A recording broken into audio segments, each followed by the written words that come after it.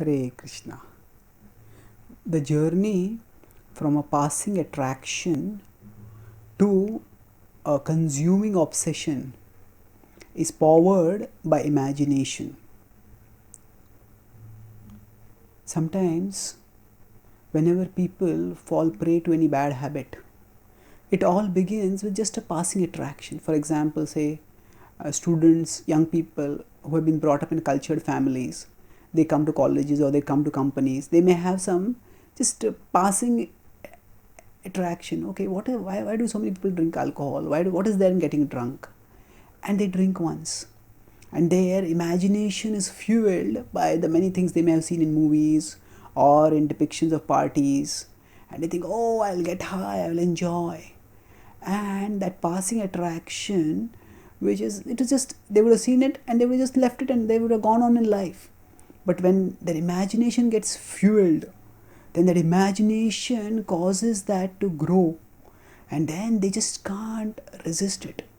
So then that in due course of time becomes a consuming obsession. Just can't do anything without indulging in that activity. That time they become addicted. Krishna talks about this degeneration from attraction to obsession in Bhagavad Gita 2.62 and 63. He states, Dhyayato vishayan pumsah sangasteshu pajayate sangat sanjayate kama kamat krodho vijayate krodhat bhavati sammoha sammohat smriti vibhrama smriti bhramashad buddhinasho buddhinashat pranashyati. So he says that Dhyayato vishayan pumsah, we contemplate on some sense object. Dhyayato. Now when we contemplate, that means it's not just we are not just seeing it, but we are letting our thoughts dwell on it. And it's not just thoughts. Actually, in Dhyayato, it's the imagination that is dwelling on it. We observing things is not the problem. We letting the observations trigger our imagination. That becomes the problem. So from there, it becomes a Sangasteshu pajayate. There's attraction that comes. From the attraction, Sangat sanjayate kamaha. Kama is a strong desire. Its infatuation comes. And from that in krodha, Sangat sanjayate kamaha. Kamat krodho bijayate. From infatuation comes irritation. Why can't I enjoy this? Who is going to stop me? Krodhat bhavati sammoha. Sammoha means from there comes delusion. We forget, okay, what are the consequences? If I get into addiction of drinking, my career may be ruined, my health may be ruined, my family may be ruined, my whole life may be ruined. But when there is delusion, we just don't know, maybe what's wrong? A little bit enjoyment, what is the only problem? And then once we give into that, the imagination is growing more and more, beguiling us with fantasies of huge amount of pleasures. And what happens because of that? Smriti Brahmashad Buddhi. So what happens after that is Smriti Brahmashad. So Sammohat Smriti Vibhrama.